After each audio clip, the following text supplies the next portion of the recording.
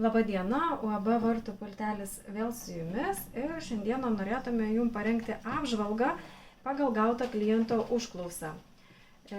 Reikia nukopijuoti seno tipo Horman HSM vartų pultelį į HR-Matic pultelį. Taigi pasižiūrėkime. Horman pultelis veikia. LED lemputė dega, kai nuspaudžiame Horman mygtuką, tačiau nei vienas mygtukas HR-Matic pultelėje neveikia, tai reiškia, jisai dar nėra suprogramuotas. Dabar parodysiu programavimo procedūrą.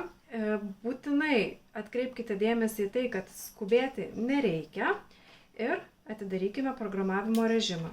Programavimo režimas atidaromas nuspaudžiant pirmąjį HR-Matic mygtuką ir 4 kartus paspaudus antrąjį mygtuką. Demonstruoju. 1, 2, 3, 4. LEDas mirksi, spaudžiame pultelio mygtuką, kurį norime nukopijuoti. LEDas nustojo mirksėti, jis dega pastovia šviesa, paleidžiame, jis vėl pradėjo mirksėti ir antrą kartą spustelname mygtuką. LEDas žalias, užtvirtiname kodą į pirmąjį mygtuką ir dabar tikrinsime.